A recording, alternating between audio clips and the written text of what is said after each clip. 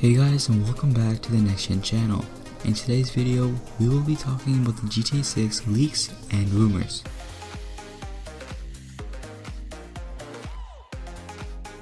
One of the biggest leaks is the possible launch in the holiday season of 2020. Back in late 2018, a few leaks came out about GTA 6, one of which being that it would be launching sooner than you think, Q4 of next year. Now, this would definitely be a pretty big shock, as Rockstar is a company that likes to take their sweet time, normally longer than short, and they do it on purpose because they want to make sure you get a quality game. But then again, could you imagine how much the world would explode if GTA 6 got a surprise announcement and surprise launch within the same few months? Like at E3 2020, we got a reveal for GTA 6, and then the game came out 5 months later. It would definitely be a tall order for Rockstar to get the ball rolling, but it could happen. And now that we have the information that the PlayStation 5 is coming out holiday season of next year and the Xbox 2, I mean, come on. GTA 6 launch title, anybody?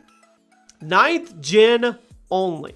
That's right. It's leaving the Xbox One and the PS4 in the dust to focus on the newer consoles and the increased gameplay potential. I think it's smart. At least that's what the leakers say. This is something I don't disagree with it. Grand Theft Auto games have had pretty subpar performance on the 7th and 8th gen consoles, and GTA 5 in particular struggled quite a bit out the gate on the PS4 and the Xbox One. It had extremely long load times and very inconsistent frame rates. Still a great game, but in terms of technical performance, if Rockstar wants to make a game bigger and better than GTA 5, which you know they're going to do, I don't know if the current gen consoles would actually be able to do it justice. So, in that regard, I think sticking exclusively to the 9th gen could be the route to go here. Plus, that would really drive sales home for both new consoles right out of the gate, because obviously everybody's going to flock to buy GTA 6. Ever since the release of GTA 5, there's been lots of speculation on where the next game in the series will be set, with much of its discussion focusing on a potential return to Vice City. Well, according to recent leaks, it looks as though this may be true after all. A letter sent to a Florida store by Rockstar asking to inspect their premises confirms that the developers have been scouting the area, presumably to use as inspiration for an updated Vice City, just as the original Vice City was inspired by Miami and the rest of the Sunshine State. The Project America's leak, the title of which comes from a reported codename for the game, hit Twitter last year and claimed to have knowledge that the next GTA title would take place in an updated version of Vice City, as well as having sections that played out in Cuba and the Caribbean islands. There have also been subsequent Reddit leaks which claim that certain missions will see players returning to Liberty City, and this appears to be backed up by a Glassdoor review left by an unfortunately disgruntled ex-employee of Rockstar, which means that they have been working on GTA LS, VC, and LC. Well, the sleuths among you can probably figure out that this likely means Los Santos, Vice City, and Liberty City, so it looks like we're going to be getting an absolute huge game by the end of all this. Number 4. The map. While we're on the subject of GTA 6's location, further leaks also look like they've revealed what the game's map will look like.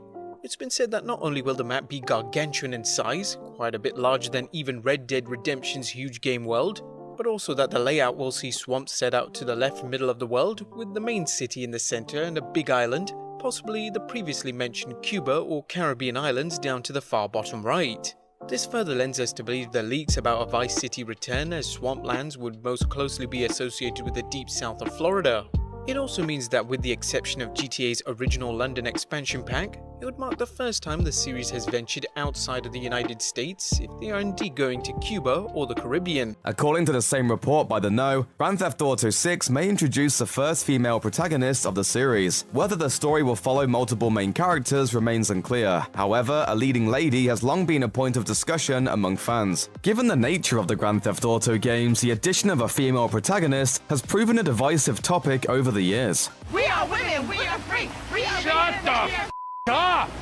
No, you shut the f*** up, Trevor. Nobody asked for your opinion. Anyway, some players feel a female character would violate the spirit of the games. In many respects, the franchise centers on male power fantasies. Once again, accusations of historical inaccuracy have surfaced, with women billed as unrealistic in the role of a gangster, outlaw, or criminal. Others say they simply could not relate to a female protagonist. To which, we've got to say, be honest, we all would have killed to step into the boots of RDR2's brutal, badass bounty hunter, Sadie Adler.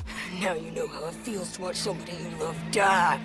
Rockstar itself does not seem opposed to incorporating a female main character, though a comment from Rockstar Games co-founder Dan Houser echoes arguments against the idea. When asked why they did not include women as playable characters in GTA 5, Houser said, quote, "The concept of being masculine was so key to this story, but that a female lead was possible, quote, for the right game in the future, with the right themes. If the rumors are true, Grand Theft Auto 6 may be the first title in the series featuring a narrative designed to appeal to both men and women."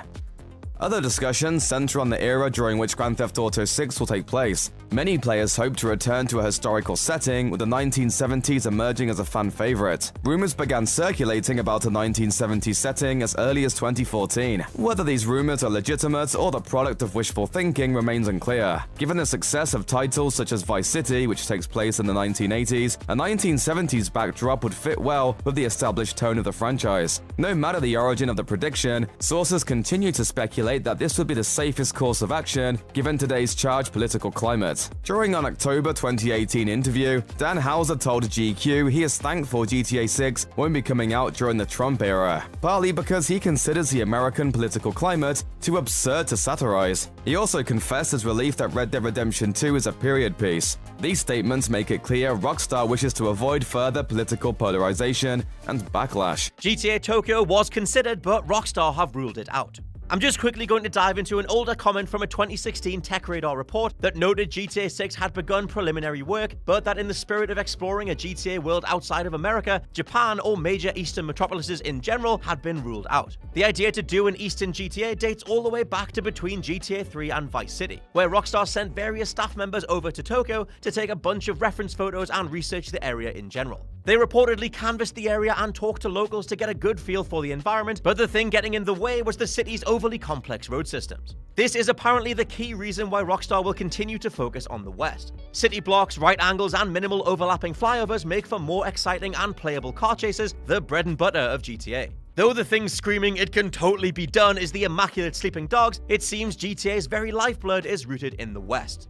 It won't be set in the modern day. Speaking to GQ in October 2018, Rockstar co-founder Dan Houser commented on the socio-political reality of discourse today and whether GTA can even exist in such a hyper-reactionary time. And I quote, "It's really unclear what we would even do with GTA, let alone how upset people would get with whatever we did. Both intense liberal progression and intense conservatism are both very militant and very angry. It is scary, but it's also strange, and yet both of them seem occasionally to veer towards the absurd. It's hard to satirize for those reasons. Some of the stuff you see is straightforwardly beyond satire. It would be out of date within 2 minutes. Everything is changing so fast." Houser makes a very good point. Something like South Park is only able to stay on the pulse of entertainment and politics by having an episode turnaround time of less than a week. GTA 6 is already taking years to make, and narrowing down a contemporary feel is nigh on impossible in an ever-changing media climate. Don't worry though, because if we go back to the newest leaks, number 6, Liberty City and Vice City are the main maps. As insane as it sounds, the newest leak notes that your character will begin in Liberty City before eventually making their way to Vice City.